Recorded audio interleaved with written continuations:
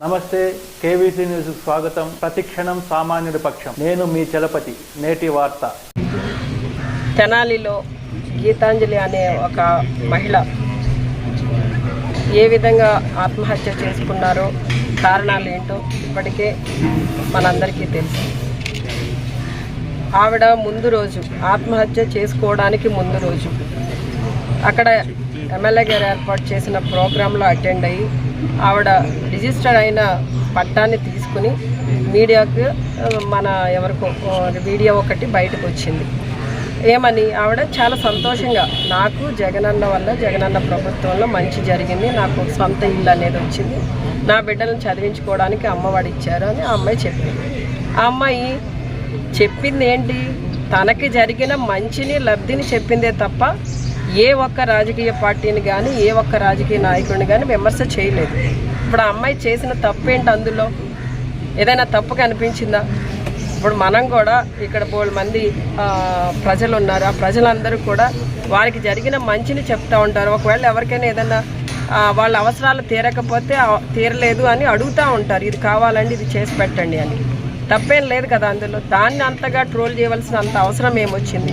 ఈ తెలుగుదేశం నాయకులకి, జనసేన నాయకులు ఏదో ఒక ఆ అమ్మాయిని ట్రోల్ చేస్తూ ఆ అమ్మాయి మాట్లాడిన దానికి రకరకాలుగా వక్రీకరిస్తూ పెడార్థాలు తీస్తూ ఆ అమ్మాయిని మానసిక క్షోభకి గురి చేసి ఆ అమ్మాయి ఫోన్కే డైరెక్ట్గా కాల్స్ చేసి ఇబ్బంది పెట్టి కొన్ని మెసేజ్లు పెట్టి అలా అంత దారుణంగా చేయవలసిన అవసరం ఏముందో నాకు అర్థం కాలేదు. అంటే ఈ రోజున వాళ్ళు ఏం చేస్తున్నారో కూడా వాళ్ళకి తెలియని పరిస్థితి. ఒక భయంకరమైన ఫ్రస్ట్రేషన్కి లోనైపోతున్నారు.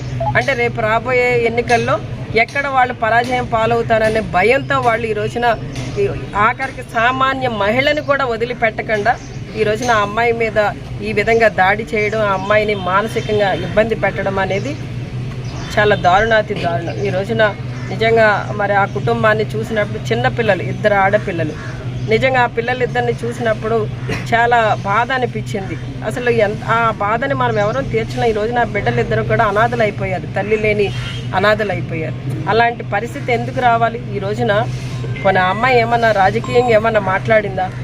అప్పటికీ కూడా వీళ్ళంతా ఈ సోషల్ మీడియాలో పెయిడ్ ఆర్టిస్టులను పెట్టుకుని వాళ్ళు మా మహిళా మంత్రులు అంటున్నారు, మహిళా ఎమ్మెల్యేలు అంటున్నారు, మమ్మల్ని అందరినీ అంటున్నారు. మేమేదో పాలిటిక్స్లో ఉన్నాం కాబట్టి ఏదో మాట్లాడుతున్నారు లేని, అవసరమైతే మాట్లాడుతున్నాం, ఖండిస్తున్నాం, లేకపోతే మా పని మేము చేసుకోవడంలోనే ఉన్నాం. కానీ పాపం ఆ అమ్మాయి బాగా సెన్సిటివ్గా ఉంది, పాపం తట్టుకోలేకపోయింది. కనీసం ఆ అమ్మాయి ఏమాత్రం కొంచెం ఆలోచన చేసి పోలీస్ స్టేషన్లో కంప్లైంట్ ఇచ్చినా లేదా దిశ యాప్ ద్వారా ఒక కంప్లైంట్ చేసిన పోలీసులకి ఆ అమ్మాయిని కాపాడుకునేవాళ్ళం, లేకపోతే ఈ రోజున ఆ కుటుంబం ఇలా అనాథ అయ్యేది కాదు. నిజంగా ఆ కుటుంబం గురించి ఆలోచన చేసినప్పుడు చాలా బాధ అనిపిస్తుంది. ఈ రాష్ట్రంలో ఉన్న మహిళలందరికీ కూడా నేను చెప్పేది ఒకటే, ఈ సోషల్ మీడియా ద్వారా కొంతమంది ఫేక్ అకౌంట్స్ పెట్టుకుని, అంటే ఆ ధైర్యం కూడా లేదు వాళ్ళకి.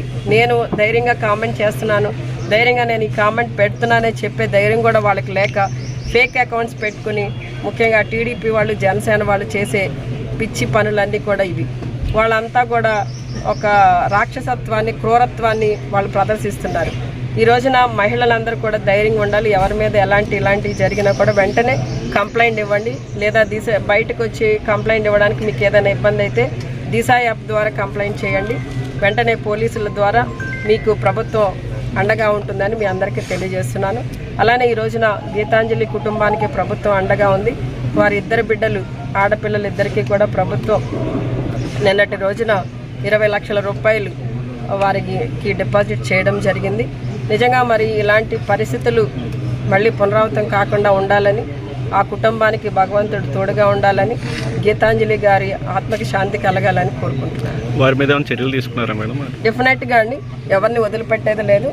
కేసు ఆల్రెడీ ఫైల్ అయింది, ఇన్వెస్టిగేషన్ నడుస్తుంది.